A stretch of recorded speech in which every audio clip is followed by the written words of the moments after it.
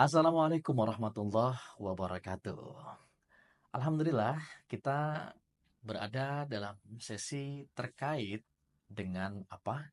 Dengan harta. Wah, ngomong-ngomong soal harta, boleh nggak sih sebenarnya kita sebagai umat Islam itu ngomongin soal harta? Quran sendiri yang ngomong. Kalau Quran yang ngomong, kenapa kita tabu ngomongin harta? Ya, nah, banyak bicara terkait dengan rizki, kekayaan, harta, ya, kekuasaan di dalam Al-Quran. Ya, nah, tinggal kitanya. Ya, kalau kita bicara tentang definisi dunia, nah, di magnet rizki, bab terkait ini harusnya sudah kita pahami, sudah selesai. Kenapa? Teman-teman semua, kita boleh nggak punya mobil yang mewah? Jawabannya tergantung. Asal pengen, boleh-boleh aja. Boleh nggak kita pengen punya rumah 2 atau bahkan 3 lantai? Boleh. Jawabannya sekali lagi tergantung. Boleh nggak kita pengen menjadi seorang pengusaha yang kaya gitu ya, yang omsetnya katakan 5 miliar per bulan gitu. Boleh? Harus. Jawabannya sekali lagi tergantung. Ya. Nah, Ustadz Nasrullah menyampaikan bahwa kita akan menjadi pribadi magnet rezeki dalam arti rizkun karim, rizki yang mulia, itu manakala kita menjadikan harta kita itu untuk berada di jalan takwa. Ya, artinya apa? Kita nggak menjadikan harta kita hanya sebatas menjadi rizkul asghar, rizki yang terbatas di dunia. Itu adalah rizki yang paling kecil. Ada rizkul akbar, yang kalau kita melakukan atau mengimpikan atau mendapatkan segala sesuatu berupa keduniawian tadi, nampaknya dunia, tapi bisa loh bernilai sampai akhirat. Lagi-lagi semua adalah karena niat. Niat sesuatu yang tidak tampak tapi telah berdampak.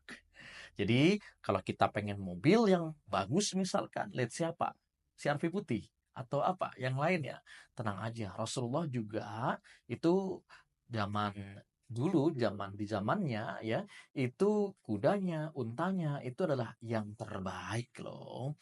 Ya, maka tapi dipakai di jalan Allah, ya kan, untuk fisabilillah, ya. Dan oleh sebab itu, maka untuk apa kendaraan kita?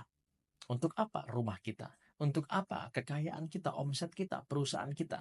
Kalau ujungnya adalah untuk lillahi kalimatillah, maka insya Allah kita menjadikan harta tersebut ya untuk berada di jalan ketakwaan.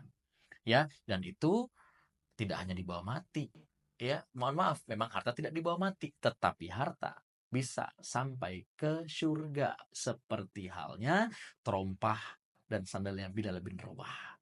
Ya, nah, kalau bicara tentang lantas amalan-amalan akhirat yang kemudian bisa cuman hanya menjadi amalan dunia, lagi-lagi kalau kita misalkan ya membangun masjid gitu ya, tapi karena ingin dianggap sebagai orang yang punya legacy membangun masjid, hanya ingin itu doang, sayang banget ya. Nah, bisa jadi loh, misalkan kopiah peci kita nampaknya nih adalah barang-barang akhirat ukhrawi gitu ya.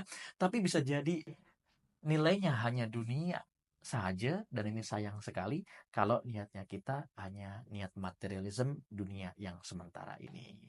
Ingat, dunia sementara, akhirat selama-lamanya ya. Nah, ini relate banget saat saya membaca Quran rezeki ini ya, itu di halaman yang kedua ya, di Quran surah Al-Baqarah ya. Ini di ayat yang ketiga ya. Nah, wa mimma razaqnahum yunfikun. Ya, saya bacakan ya.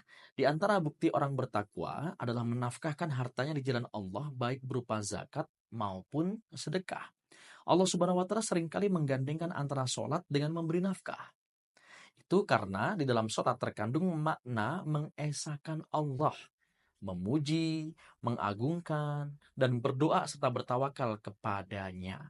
Sementara itu, dalam memberi harta terkandung perbuatan kebijakan kepada sesama makhluk, yaitu dengan mengulurkan bantuan kepada mereka. Ini ada dalam tafsir Ibnu Katsir. Insya Allah. Mudah-mudahan kita menjadi pribadi yang kaya, nan mulia. Yang berdaya lagi memberdayakan lillahi ta'ala. Salam satu, sahabat terhubung, Agus Salimi, Magnet Rezeki.